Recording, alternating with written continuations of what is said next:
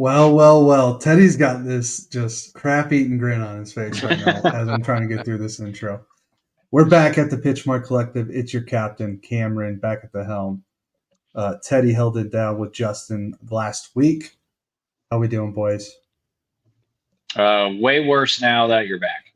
Yeah. I thought Teddy and I were like a dynamic duo. It was great. We've I got have to the admit, least amount of views, but we thought it was just production. But they went the best. Yeah. they were efficient views, right? Yeah. Yeah. To be fair, one of them hasn't been released yet, so there's that too. I think that'll be a good one. That'll be it. We do have one coming up that'll be cool. Yeah. Teddy, you went and played golf again for the first time. I did. In 3 weeks. I did. Where did you play? I played golf, and beforehand, I actually hit balls the day before, just so it wasn't going to be terrible. It should be like a holiday right here because Teddy does not hit golf balls. The range does not know Teddy's name. I essentially played golf 2 days in a row, and I'm probably playing this weekend too. So look at that. He's on a heater, folks. And already have plans to play the next week, playing on Friday with some coworkers. So your boy's got a packed schedule. So I went back down to Cabot Citrus Farms, used our rain check, drove the 3 hours, teed off, played all 18 holes this time. It was a cool track. Didn't mind it. We played 7,000 yards. Probably could have played the tips. Tips are 7,500 yards. It doesn't play that long. It's so firm and fast out there. And also the greens are just massive. So I don't know where they measure to, but it seemed like most of the pins were like right on the front edge as well. So, I mean, it was 7,000 yards, but it played like 6,500. Like it was not far at all. My man Teddy must be bombing that drive. There's 7,000 yards. That's definitely not the case. However, there's one hole. It's like 330. I think it's hole like 15. It's a split fairway par 4, and I was like, there's a decent sized hill that is right in front of the green, and it was right in front of where the pin was. The pin was kind of tucked right on the other side of this hill. And my drive stopped right above this hill. If it had rolled like 6 more inches, it was probably going in the hole. So that was kind of disappointing. Made par, no big deal. Easy par. Honestly, the whole back nine was just rough. Was hot. Was tired. What was your favorite part of the course? Favorite part?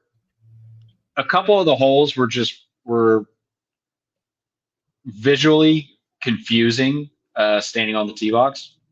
I had no clue like what the line was. Yeah. And like I sent you guys a couple pictures. I think the one that we posted on the PMC page, that one is like most of the others where you're standing on a tee box and all you see some green and then just a bunch of bunkers. But some of the green is for another hole coming back the other way, and like you just can't really tell. The carts have like the little GPS on it, so you could get somewhat of an idea. But just standing on each tee box, like there's some holes where like one of the guys in our group kept hitting it in the wrong fairway, just because you couldn't tell unless you looked beforehand. So that was pretty cool. And then just some of the green complexes were just insane, where you might have missed your approach shot, you missed it by 10 feet. And now you have like an 80-footer coming up 6 different slopes. And it was just crazy. So yeah, but I left my glasses in the cart.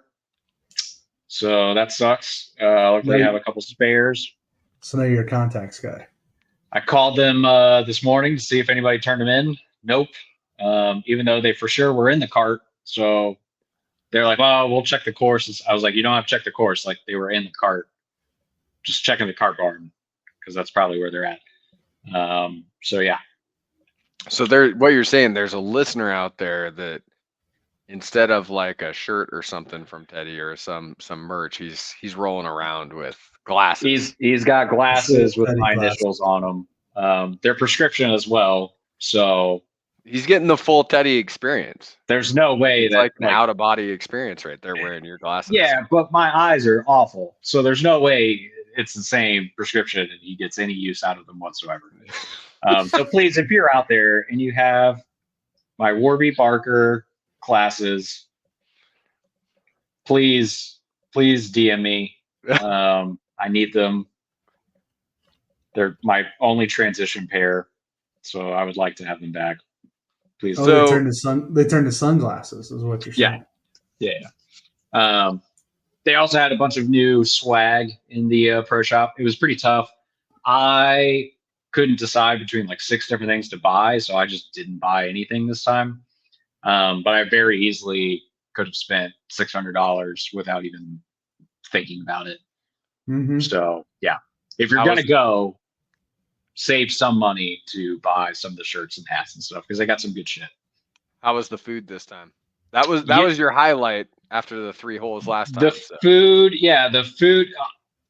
I had eaten pretty much everything else, so this time we got pizza. Pizza was pretty solid. I do have to say, pizza was good, and they have alcoholic popsicles. I don't know if I said that last time or not. Had I one don't of think those. you did. Delicious. Had a pina colada, but it was a popsicle. So, that's amazing. Fun. So That's intriguing. Do you still rate the food better than the course? Now that I was able to experience all 18 holes, I would say the course is better than the food.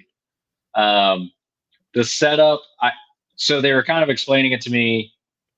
They do stay and play packages, so I was asking like how much, like what they typically go for and stuff for like one of the villas. They have 2-bedroom and 4-bedroom villas. They're all privately owned.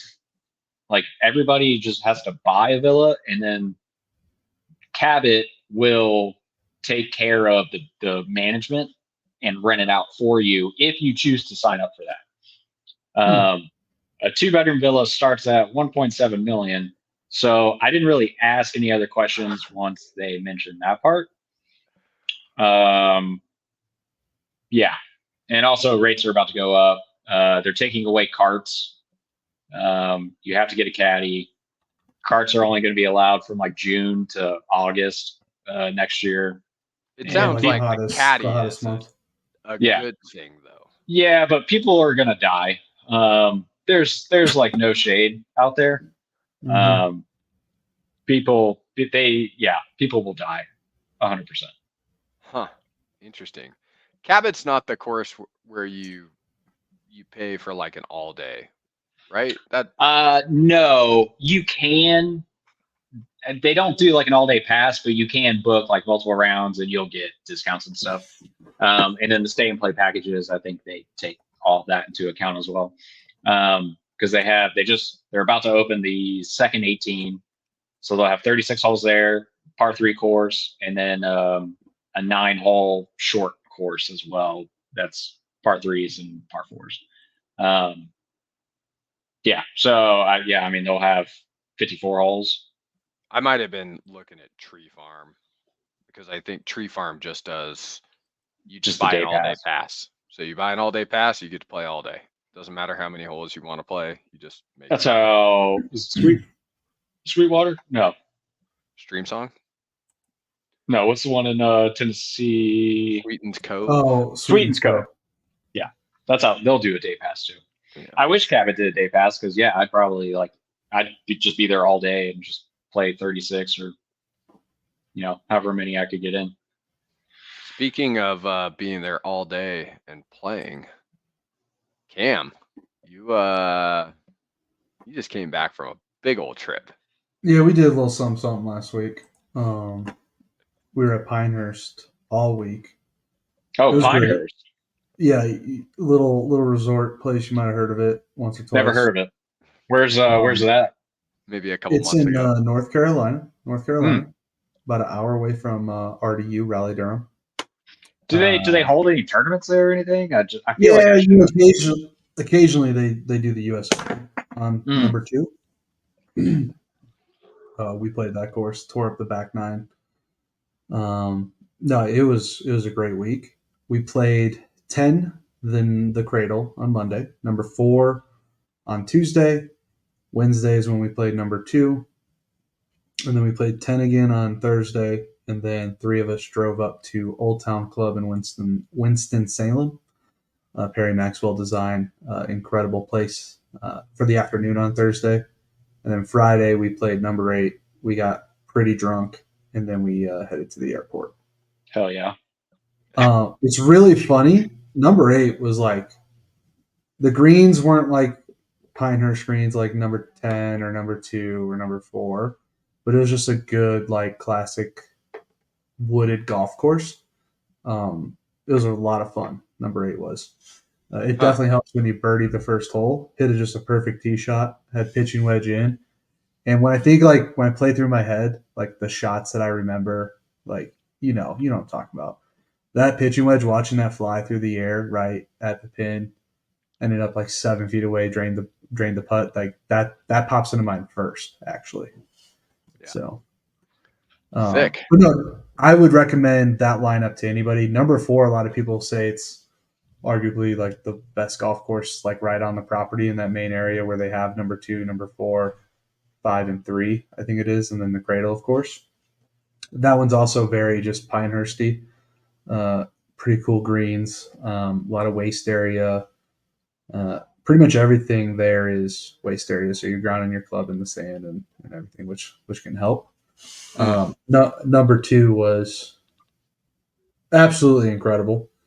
Probably the most nervous I've been on a first tee for absolutely no reason. Right, you just want to hit a good one, set the round off, put it right down the center of the fairway, hit an 8-iron to like 30 feet, and then I 3-putt for bogey. So it was tight. It was tight. Hell yeah. But I played the back 9 3 over, or 2 over, 3 over. I got my 2-on-2, birdied the par 3/15th with I think I hit 8-iron to like the front side of the green. If it was any quicker, that ball was not staying on the green. Like if that was hit during the U.S. Open, it would be 40 yards away to the front of the green. Some say I jackhammered the putt. If I didn't hit the pin, it might have went 30 feet past. I'm not saying that, but some people were saying that when it went in. But either way, we birdied that hole. Nice.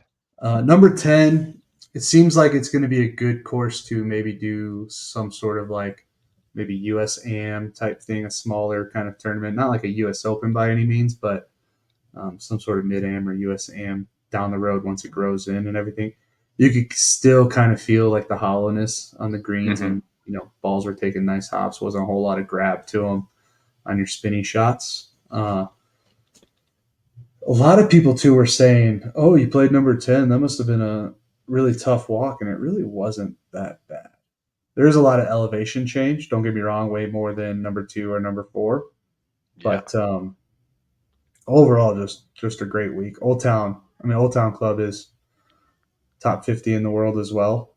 Perry Maxwell Design, so the guy who designed Southern Dunes, or Southern Hills, Prairie Dunes. I think he did a lot of work on some renovations with like Augusta, Pine Valley. So really well known architect. I didn't realize North Carolina could like do that with a golf course. It was incredible. That's like the best way I could put it. Did you guys walk Old Town too, or did you have carts? No, we had carts. We were all exhausted. It was the hottest part of the day. Well, yeah, I was wondering, like, because you guys walked every round aside from Old Town, right? We didn't walk number 8, but everything else we did. Mm-hmm. So the drunk round was in carts. We actually had a really nice buzz going on the back 9 at number 2 too, which was funny. Yeah. But yeah, the drunk round was where we had carts. Yep. So are you endorsing drinking and driving? Yes. Specifically if it's on a golf course with a golf cart. Okay, we'll clip that at the 15-minute mark. Yeah. So it sounds like Pinehurst was not the number 1 pick of the trip. It's going to be Old Town. Old Town's your number 1. Then you go Pinehurst. I think I'm going number 2, Old Town. Then probably 10, 4, 8. Okay. Did you guys spend a lot of time on the putting green? or the putting course? No, we did that the night we got there. And we just walked over because technically we weren't at the resort just yet. We were staying at just a hotel down the road because the hotel stay at the Carolina started on Monday. We got there Sunday. Also, if you're in the area, go check out San Felipe Mexican restaurant. Some of the best Mexican food we've ever had. We hit it on the way in and on the way out. But we did do. That's not the one you and I went to, right? You and I? We went to a Mexican restaurant? For June Jam? It was me, you, David Barton, and Bernie. We got Mexican one night. Do you remember that? I don't remember that. Well, that's because he endorses drinking and driving. This is about. I think this is closer to Tobacco Road too. Not. It's a little bit outside. Yeah, probably not. But number 2, I think it tops it just because like U.S. Open, the greats have played there. You know, they were also just there. Yeah, they were also there like 2 months ago. Like, it was just really good, and I played really well. I went like 46, 38 or whatever it was, with a birdie on the back. On number two. On number 2, we were all just so. I don't think anybody really kept score at Old Town. I think I shot like 94, just trying to hack it around. Be done with the round while enjoying it as much as possible because second to last day of the trip, we're all just exhausted. It's probably one of the hotter days too. I remember standing on one of the tee boxes like, I'm just absolutely cooking right now. Which is funny because number 2, I think the high was 79, 80. Yeah, perfect. The weather looked perfect for you guys most of the trip. We couldn't have asked for better weather, really. When we were at the Cradle Monday afternoon, I was roasting, sweating pretty good, but we were also drinking frozen transfusions and shit. So you guys only did 18 per day. You didn't do like more. I say more traditional, but it seems like all the trips end up being like 36, 18, stuff like that. So, well, it seems like too, like most people aren't gone for 5 days on a golf trip. It's more of like a 3-4 day thing. So they're doing 36 a day. Yeah. But I mean, you got to think about it. We had dinner included. A couple of the restaurants that we ate at, you had to have, reservations, and it's just hard to work around that. Everyone was very satisfied with the 18 per day. Like we weren't like itching to go out and hit, hack it around some more. We would have, right? But I think we're all very happy with just 18 per day, 36 on Thursday.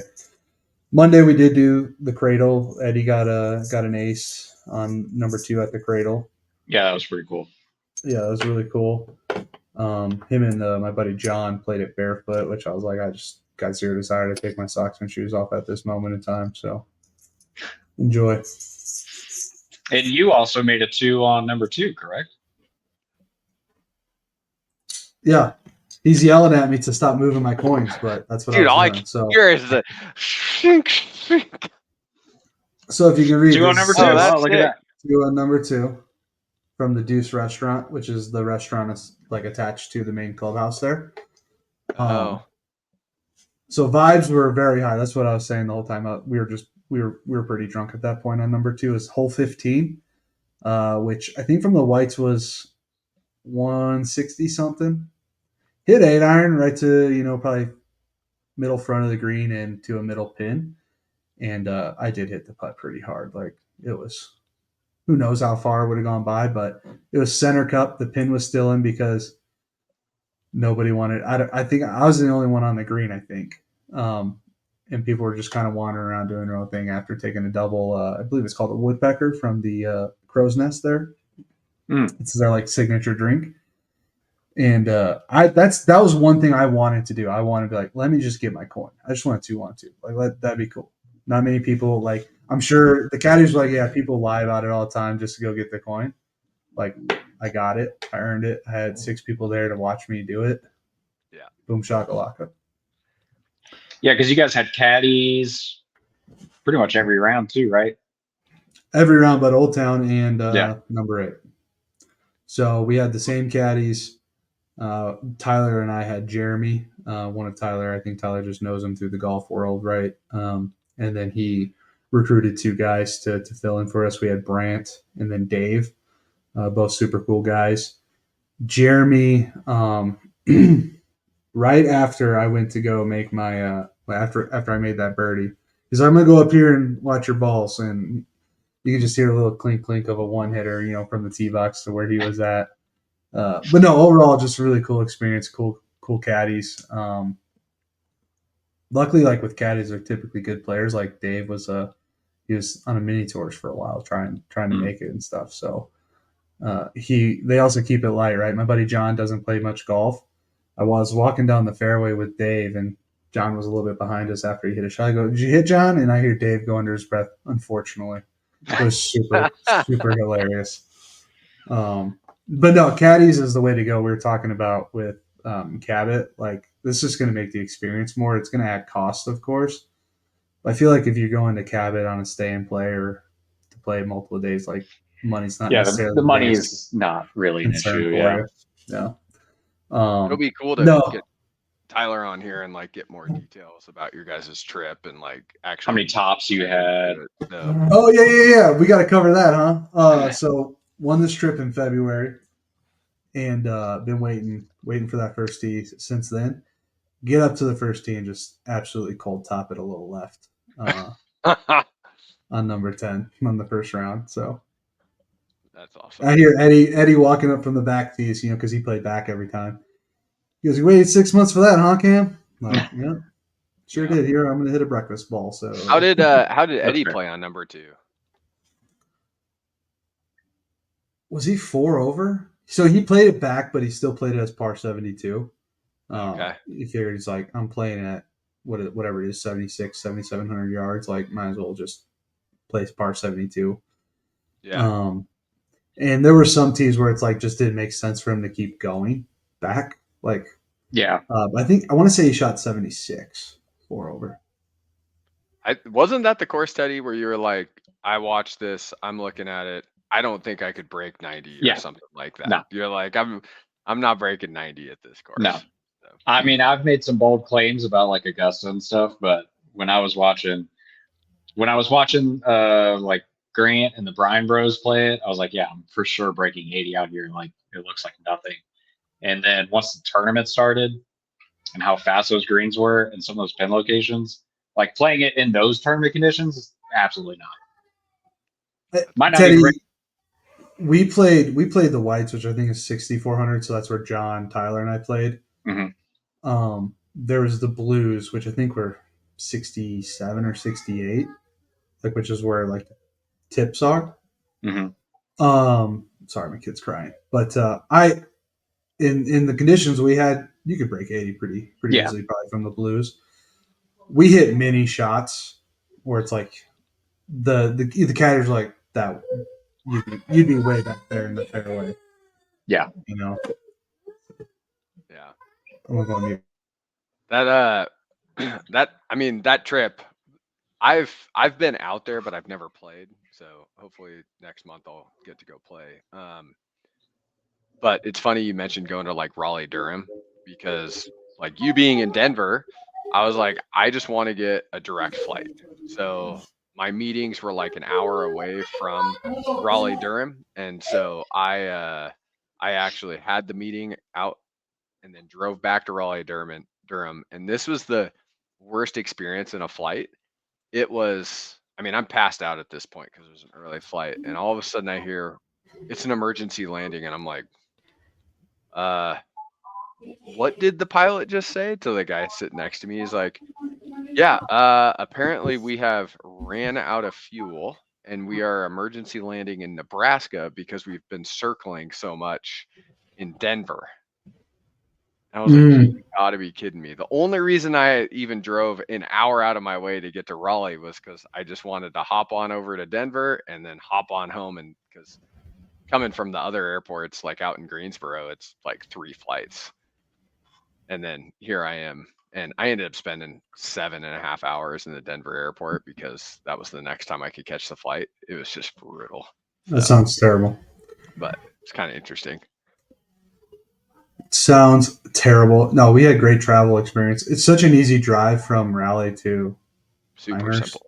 Yeah. It's like one highway. You're there in 60 minutes. Yep. So there was other things that happened this weekend, which was the BMW Championship outside of Cam playing Pinehurst. Did you actually get to watch any of this, Cam? Like, or were you just so exhausted from the trip you were like, I'm sleeping? I tried watching a little bit on Saturday, but we just drove up to my brother's house. So Sunday I caught like the back nine and saw Keegan win it. The course looks awesome. I've never been out there. I live maybe 20 minutes from it. And these guys, they kind of, I mean, what was the winning score? 14 under, 13 under? 13, yeah. Yeah. So they probably had some challenges, but overall, like it wasn't necessarily overpowering. And then like, it's also cool seeing these guys hit 400-yard drives. I like that. I know a lot of golf people don't like that. Roll the ball back, all that good stuff. They're still going to pound the ball at elevation. It's 6,300 feet in Castle Pines. I mean, a lot of elevation change too off the tees. Like T1, that elevation change was nuts. Like just watching the ball fly and fly and fly and then finally land. You're like, damn, that's going forever. I think that was that where Ludwig, they said somewhere that he hit like a 380-yard 3-wood or something like that. Like it just kept going. Yeah. I think there were a couple holes out there like that. Yeah. How much were the tickets, Cam, when you were looking? So through StubHub or whatever, or Ticketmaster off the website, it was like $90, maybe 100 for just kind of GA on Saturday, Sunday. I looked probably a month and a half out, and there was, I was gonna say it was nothing. A while back though. There was nothing, so I went to go on StubHub and all the resellers, and they were going for 250, 300 Saturday and Sunday tickets. Good God, jeez, I'm not doing that. Yeah. My buddy who was there said the course was just absolutely unreal. So I think Tyler's actually played it. He could probably talk to us a little bit about it too. They were saying that like even though it's at 6,300 feet elevation, it like measures out at like what 81-ish, something like that, 8,100 yards. It was interesting to watch the broadcast because they were talking about like the elevation change, then the wind calculation, then the slope change, like all these different calculations for yardages. But they were saying it plays around 7,300, so it's not a long, like super long course. I mean, to us, that's obviously long, but for them, it's pretty normal on tour. But man, those the green side rough was gnarly, like 5 and 6 inches long. It was burying balls. I mean, if you were missing greens and you were off just a little bit, you were having to try and play that like just big swing flop shot, hoping you catch the ball right and just land it softly. Otherwise, it was going off the green. I think that's what all these tournaments are having to do now with the distance and the equipment. It's like you just got to try and make their misses even worse. But I also think that like argues that the distance thing doesn't matter as much because this isn't that long of a course. They just set it up properly for the PGA Tour. It was make missing fairways really hurt, US Open, and make, they kind of, a couple people were saying that they lost the greens on Sunday. Like they just got too fast. That's why there were some huge numbers out there. But I mean, those are the two things you do, and you kind of control the narrative of that tournament. Yeah. Yeah. I mean, compared to where was it where they actually legit lost the greens? Was it Wingfoot? Chambers Bay. Or Chambers Bay, yeah. Yeah. Yeah, I mean, that's losing the greens where like it's comical. This weekend, I mean, it was rough, but like I'd much rather see that on week-to-week basis. Like get them up to 13, 14s on the stem, grow the rough out. I agree. Like greens should be US Open greens, like they are at Pinehurst Speedwise. Yeah, every week. Every week. Yeah. I mean, I thought it was good golf. I thought it was fun to watch. Well, when you do that with conditions, like you see who hits, like it makes the good shots that much better after their misses, right? Yeah. Like, oh, the announcer's saying this guy hit it in the rough. Anything anywhere near the green's a good shot, and then the guy puts it to 20 feet on the green, holds it. Like you just kind of puts it in perspective. Like, oh, these guys are super good at this game. Totally. And I think it makes sense if it's playing 8,100 yards, and they're telling us it's playing more like 7,300. I mean, that's 8,100 minus 10%, 810 yards. Yeah. 810 yards minus 8 or whatever, that equals 7,300. A little too far for my blood. We're looking. I try and stay around 6,700, 68 when I play. Here in Denver, because I get the RPMs off that driver, dude. Just You got the wedge RPMs going with the driver. Yeah, that was the problem. First 2 days of Pinehurst, I just swinging out of my shoes trying to hit the ball far, and it was just not going where I needed to. And Eddie gave me a nice little tip, and that's what I did for pretty much the rest of the round, the rest of the trip, and it was much more enjoyable. Did number 10, I went from like 94 to 84 between the 2 times we played. I think number 10's got a harder rating right now than number 2, or it's right even, right close. Huh. Sorry, didn't mean to go back to Pinehurst, but I think that's going to be a theme of every conversation we have for the next. yeah, see my head. Yeah. Yeah. Did either of you actually think that Keegan Bradley was going to come out of this a win? I mean, No. The captain showed some grit. I mean, I saw him on the first day and I was like, okay, second day, all right, he could hold on to this. There's no way he's making the weekend. Saturday up there with Adam Scott, and then to see him like grind it out on the back nine and make this win happen, I thought that was badass. Like it was. Doesn't cool he to see him usually fight. play well, like in these playoff events too? Like, doesn't he like he's won the BMW before? Yeah, I think he won the BMW. Hasn't he like won 6 years East ago? Lake too? I think it was 2018 when he won BMW. I mean, so it's huge. It's huge for him. I mean, he may play himself into like a playing like a Ryder Ryder Cup Cup captain. Yeah, I have to say I'll just play Oh no. Ah, damn. and Stuart Sink or whoever can be the captain, whoever it would be. I think Do you think you. he'd play I think Teddy? you were saying. Player captain? I don't know if he played, but like I think Keegan being a playing captain is a little bit different than like Tiger being a playing captain for like the President's Cup. I don't know if it's going to have the same effect that Tiger had. The other question is, does he go in as a playing captain or does he take the time to like practice as being a full-on captain? I don't think you take the time to practice it.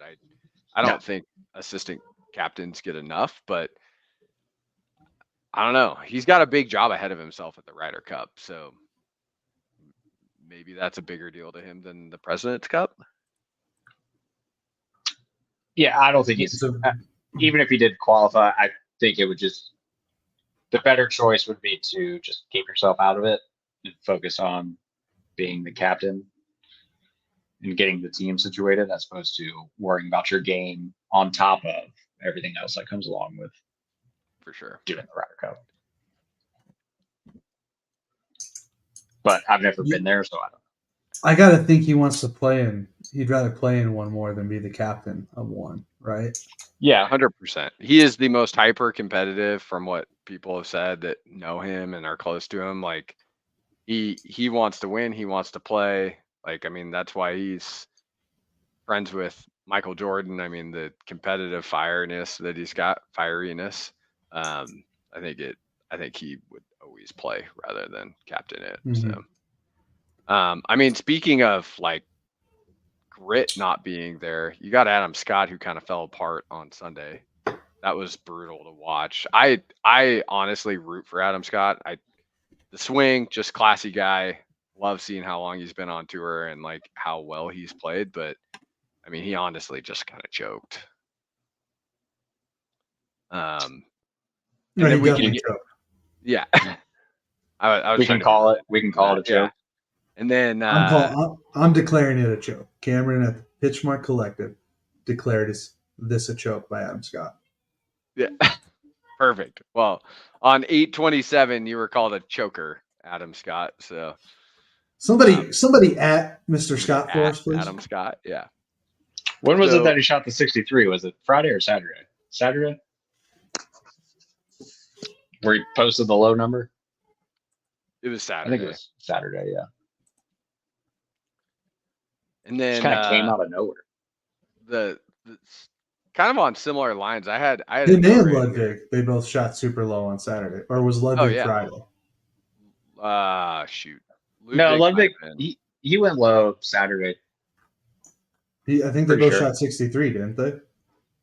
I don't know. We had Ludwig in our pool, so I was pretty excited, thinking we were going to win some money for like the third time in a row. Yeah, that did not pan out.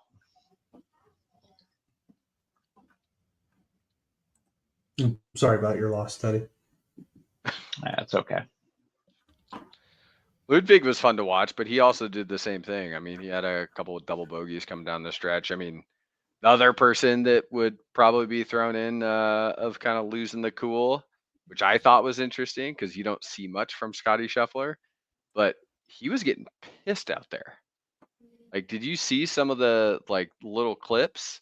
He was in a bunker and just like hits his club down, which I don't remember ever seeing Scotty get mad enough to hit his club on the ground like most PGA Tour players or competitive golfers at that. And then I think what got to him was, I can't remember the whole number, but it was that par 5 on the back. He hit into the water 3 out of 4 days on that second shot, where you've got 145 yards, 150 yards, something like that. I mean, I think they're all, they're trying to play at that elevation, which was incredibly difficult apparently when it came to wedges. Not everything else. Everything else you could just kind of calculate, but when you're trying to keep it up in the air, it just was staying up there and then losing its spin and just dropping. And he went in the water all 3 days. And you could hear the frustration with him talking to Ted Scott, which was, I mean, I don't remember at that time. Do you ever remember seeing fieriness from Scotty Scheffler? Nope. Not recently, at least. I mean, he's pretty balanced dude. Like, to some extent, a lot of the guys I play golf with are like, yeah, he's the most boring golfer in the world. I don't root for him. Well, I mean, part of his game is course management and hitting the smart shots. If you're finding the water 3 out of 4 days on the same hole, it's probably not great course management. Probably need to try something else after the second time. And to your question, Teddy, Adam Scott shot a 63 on round 2. Oh, okay. And same day was Ludwig, 63 on round 2. And then obviously the highlight of, round 4 was Sam Burns. Sam Burns coming down the stretch, just making birdie after birdie and like actually putting some pressure on Keegan to some extent, even though he finished, a couple hours ahead. He went out there and he made a score.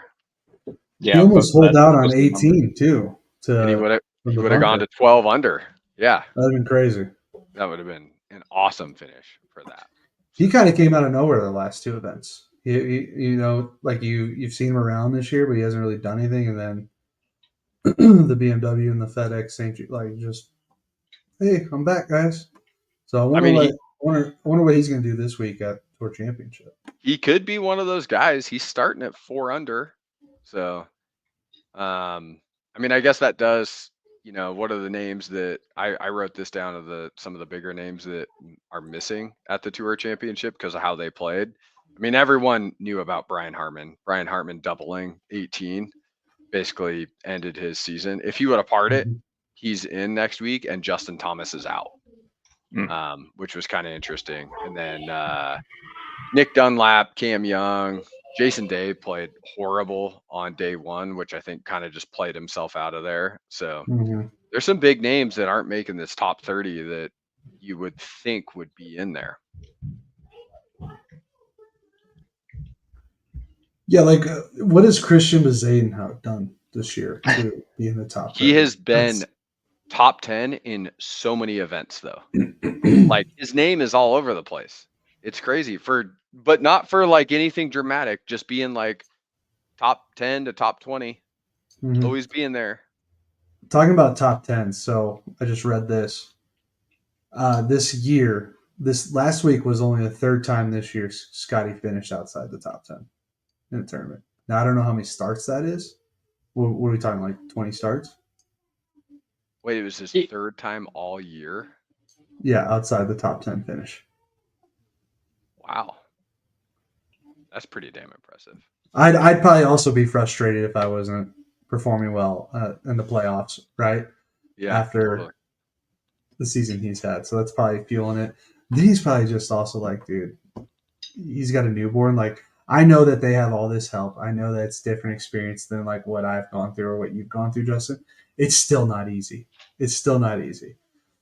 No, I mean, So, but that's the thing. Like my experience, I had my mom who watched my daughter a lot. And then like I even stayed home with my daughter for almost a year and a half. But being that person and like just the night shifts and all that kind of stuff, I mean, that's gotta affect you. And I didn't know this, but like Sam Burns and Scotty actually room in a lot of these places because they both have babies.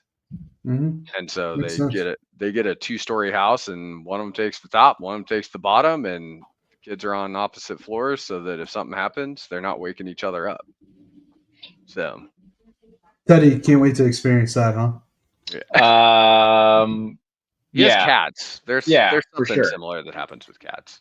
Yeah, can't wait. Can't wait to have a kid. Do we want to go over the points?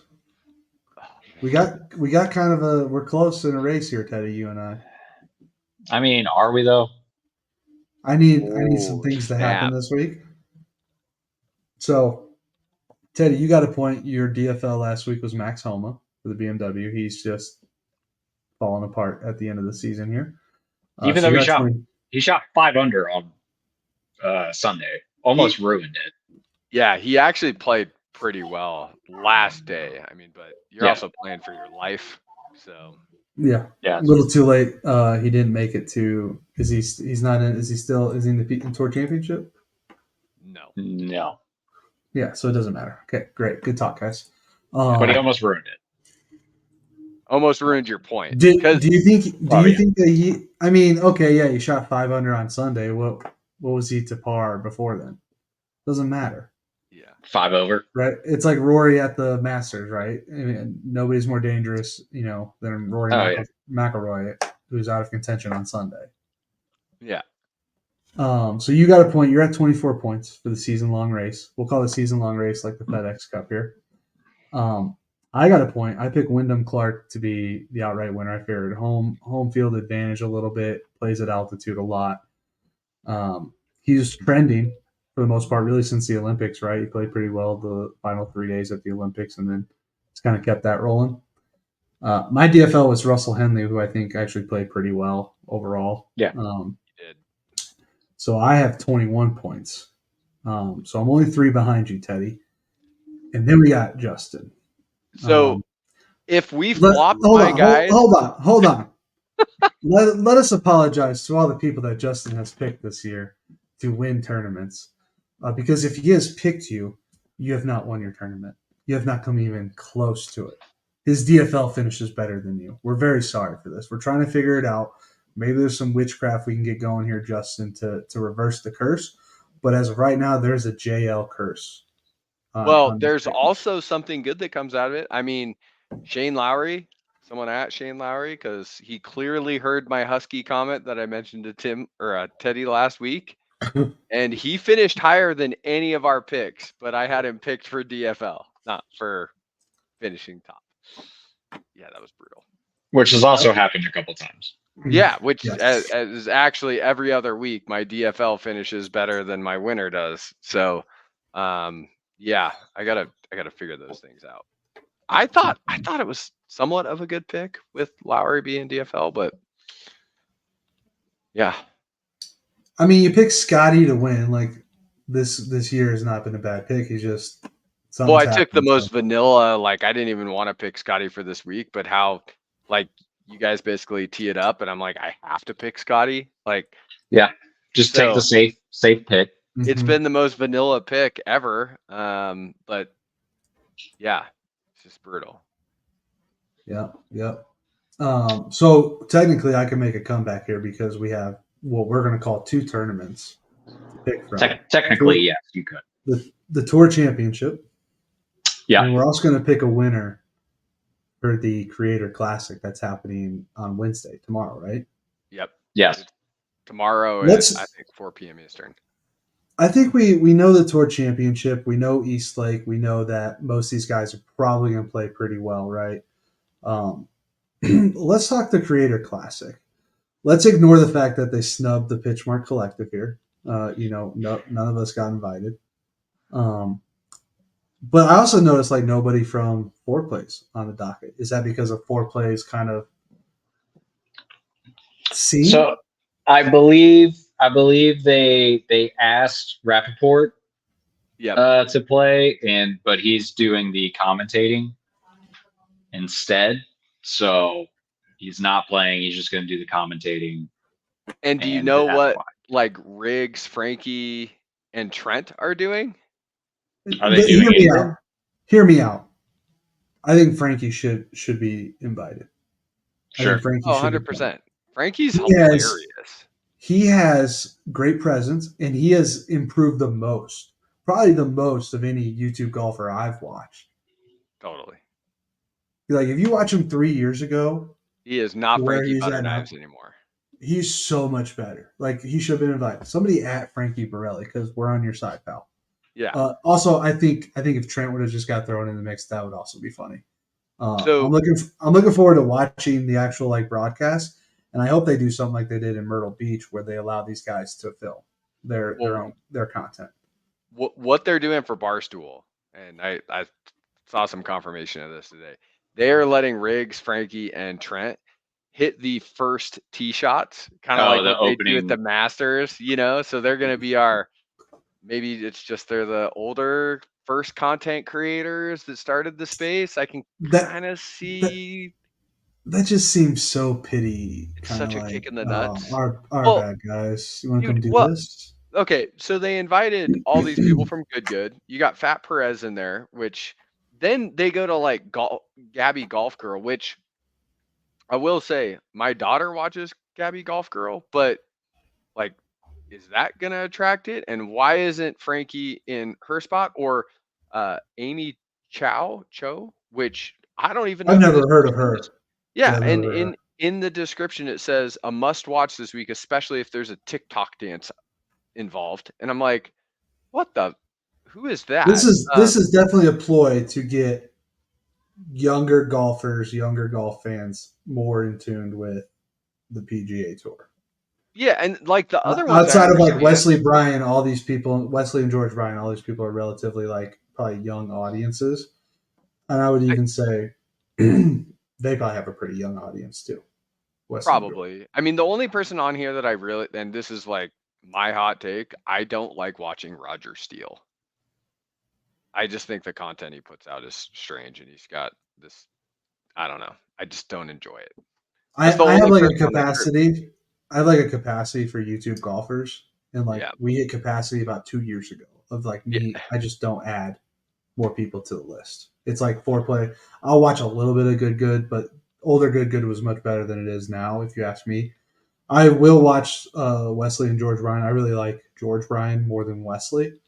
I'd like to see George make a run and try and just do pro, but they're both YouTube golfers in my opinion right now. Hot take. I think Wesley Bryan's more of a YouTube golfer than a pro golfer. Teddy's not going to like it, but that's my take. Yeah. And then of course, Bob does sports just because they get pretty much like blackout drunk every other video, and it's very entertaining. Cameron, don't lie about this. Your number one YouTube watch is going to be Paige. I know you're watching every video she puts out. Listen, I don't think she's all that. I'll leave it at that. I've seen her in person. She's probably a wonderful person. I saw her at the TPC Hair on Lakes, whatever it's called, TPC Colorado tournament a few years ago. I was just like, I don't get why people watch your content. I get it, but I'm not going to say it right now why people watch your content. And you can deny that all you want. It's true. Stop lying to yourself. If you're a man and you watch Paige Sporanic, there's one reason why you do it. Well, two. There's 2 reasons. Yeah, there's 2. She is. Did you know that she's a plus 3.5 out of 10? Oh, I'd rank her higher than that if I want for 10.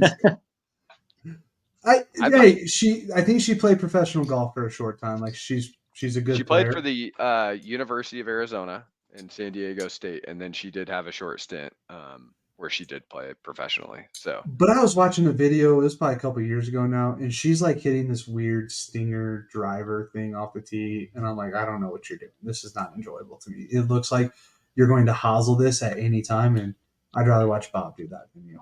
yeah. It actually probably was a Bob Does Sports video because I know they did a couple collabs. Yeah. I don't know. I'm not pass. Interesting. Eddie, who do you watch? Yeah. I watch Bob the Sports. I watch Luke Kwan. I like his videos. Although lately it's starting to turn a little too much into like good. I don't really like the good stuff because it's like I just play like normal golf. If you want to do like a little challenge or something, that's cool. Like But every video, their whole thing is just like these weird challenges. yeah, and it's like I can't. I'm fine with like scrambles and if you want to do 2v2 and stuff like that. But some of the stuff is just kind of it's ridiculous. I also I like the Brian Rose and Grant Horvath with the majors series that they do. I gotta watch the Valhalla ones, but the Kiowa, the Whistling Pinehurst, Straits, dude, so good. They're also really good at golf. Yeah, that helps. I think that's why I like the Luke Kwan videos too. Is because like it's him and some other good players. So like I'd much rather watch good golf and some guys just kind of have fun while they play good golf. So yeah, that's usually the ones that I'll watch. I don't think I've ever watched a piece of foreplay. Really? Other than like the random like Riggs's putting and stuff that come up on my feed sometimes. When you want to vomit. That's what you used to watch.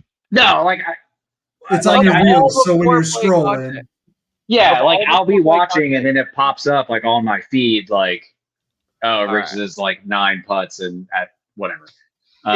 You have to. I like. Sorry, go ahead, Justin. You have to love I love the foreplay scrambles versus a pro. Like obviously, that's what I was going to say. Okay, yeah, I've seen Max Homa. That was like. Yeah. I loved watching Max. Daniel King was actually one of my favorites that they had ever done. Like I loved watching those, or even Billy Horschel. I thought Billy was a complete dickhead. That's what made me like Billy. I watched it, and I was like, "Oh, this guy's actually cool as hell." So yeah.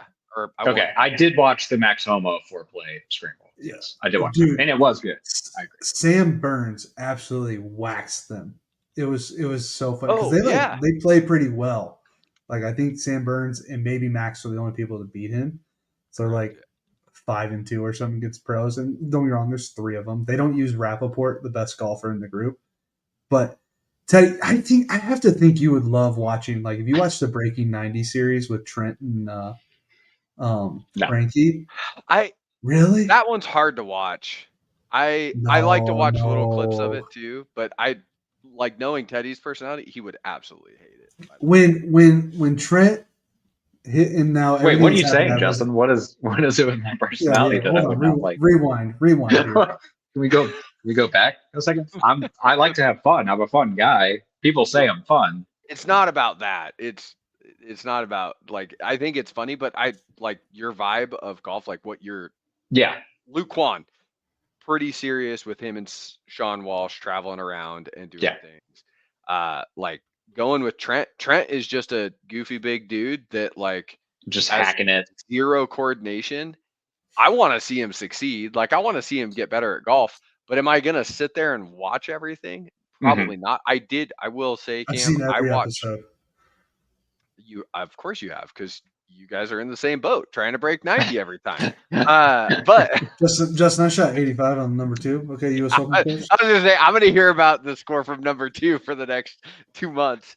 But I did watch like the Frankie piece. Like Frankie had a cool piece where he went and talked to Tilly, like one of the PGA coaches, and got some like information from him, and then like a therapist because it was just in his head, which I should probably go to the same therapist for my putting that he went for his wedge game. But I thought those were cool. I just can't watch the Trent ones all that much. Like I'll watch 5 minutes of it and I'm like, all right, I'm done.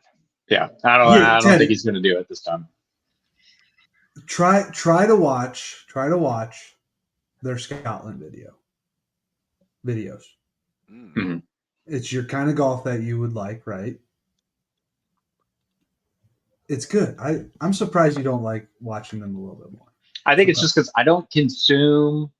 I mean, I'd rather, Did you play. reach capacity and you just didn't add them to it? Is that what you're saying? That could be it. Yeah. Like I found the ones that I like. It feels like I consume enough content like during the week. And so that's. But yeah, I hate seeing my That's not screen much time report because I'll be working right here and I got Netflix going just in background noise, or I got YouTube going, I got music going, and my screen time is out of this world. It is. You know the Matthew McConaughey rookie numbers thing? Mm-hmm. We're top tier, baby. So here's a question. There's a couple people on this list, like Mason Nutt, right? He's busted Jack. I thought they actually play some pretty good golf, and they've played at a couple courses local. They did that. Theirs was cool, the Golf and Old Glory thing, because they went to all 50 states. Played. 50 states in 50 weeks. Yeah, golf. Yeah, it was cool. I thought that was fun. They kind of have, and this probably just comes with time and everything, but the early videos there's no personality there, zero, just a couple. I think that's probably why I tried watching like some of the Glory ones, and I just couldn't get into it. So yeah, I wrote them off. The one where they came to Emerald Valley and played with Sam Hahn from Lab Golf, I thought that one was pretty cool. But the one that we're on here that, like, I love watching Mac from Canada, the lefty who just slings it left and right. Like, I think it's hilarious. I also think he comes off like a really nice and genuine guy, which is something that I don't think you get to see a lot of. But if you look at number 16, Peter Finch, I can honestly say I have never watched a single Peter Finch video. I've seen him I've seen some of his, and then I think him and Rick Shields, right? The other European dude. Huge guy. I think they've done a few videos I like. I'm surprised that you don't see Rick Shields on here, to be honest with you. He's pretty good. Rick Shields was, at one point, he had more followers than any of these guys combined. Peter Finch supposedly is the same. I've never had a want to even look at Peter Finch. What you should do is look at Tyler Toney from Dude Perfect. Look at his subscribers compared to everyone else's, because it is redonkulous. Yeah, no. Yeah, that's insane. Sure. But that's Dude Perfect. Dude Perfect is like. I haven't consumed any of their content. I've never even watched that Augusta video that they somehow were able to do. If you remember that. Yeah, I'm not a huge fan of it. I watched it. Their early stuff was great, like 5, 6, 7 years ago. Like, yeah, that's cool. But now it's just kind of played out. It's like you guys are just we all know you're spending 10 hours a day trying to do these 3 trick shots. It's a little old at this point, if you ask me. I still appreciate it outside of golf. Like, I think in golf they get a little too cheeky with stuff. But I do appreciate a Dude Perfect video every now and then. I think it's kind of fun. So,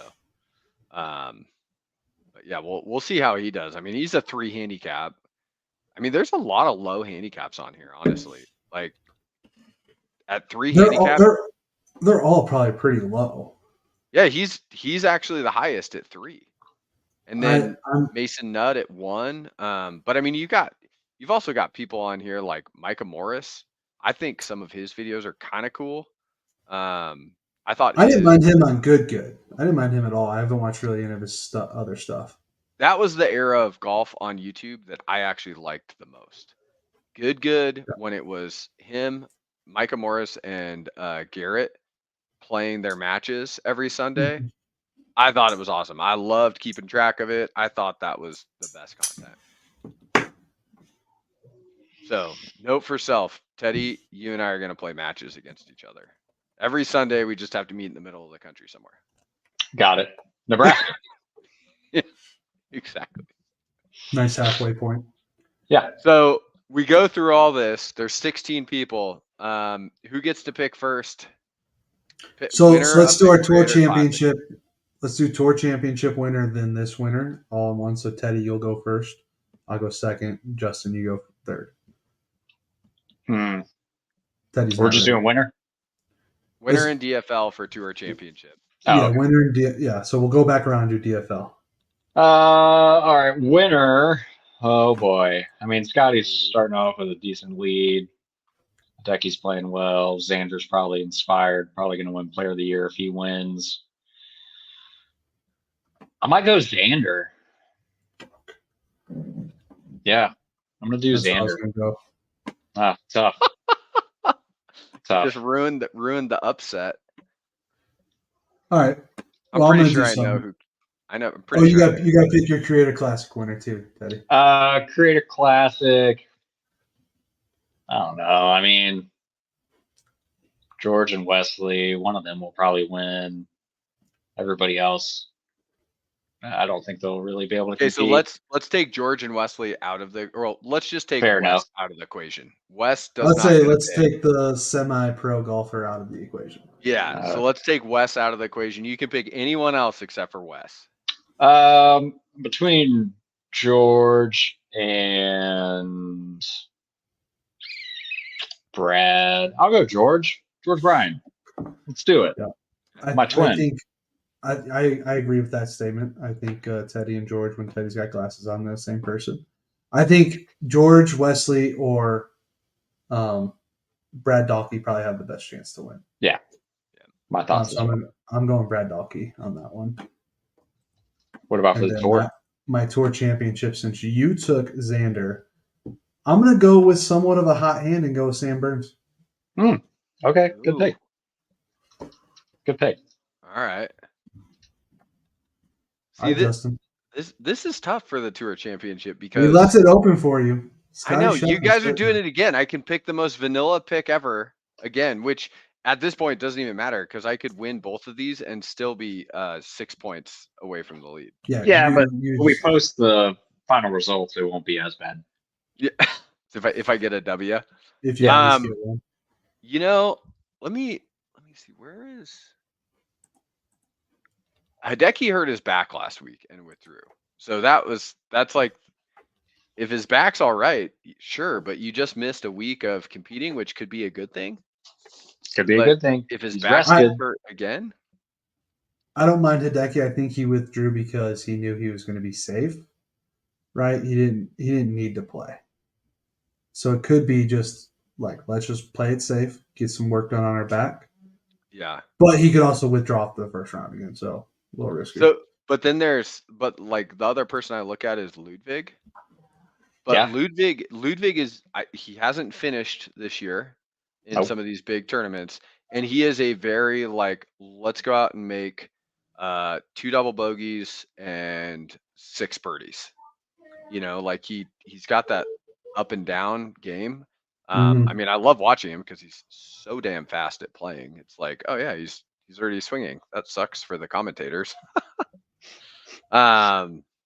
But you also have Keegan, who just snuck in there. I mean, he just slid into 3rd, 4th spot with 6 under.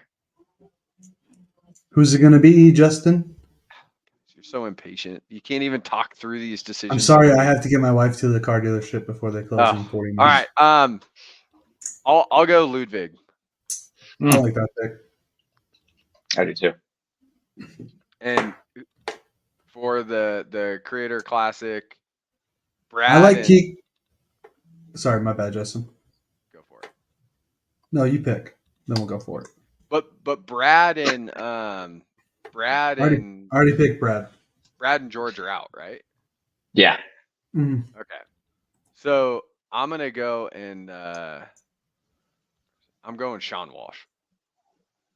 I'll be honest with you, I don't know who that is. He's yeah. Sorry, he does the Luke Blonde videos with Luke. Yeah. He's good. Guys, he tried going pro. Okay. If I'm putting some units on some players for the tour championship, I don't mind Keegan Bradley plus 3,300 here. No, I don't mind that. I don't mind that at all. Last place. This is tough. I don't want to hurt anybody's feelings, I'm gonna go Victor Hovland. Oof. Guy goes back to back last year. Now he's finishing DFL. Bold take. You guys said that last week with Homa. Well, no, we knew. I didn't say that. I was at Pinehurst, so I didn't say that. Yeah, that's true. Yeah. Who are you taking, right. Cam? I'm gonna go with old Matthew Pavone. Okay.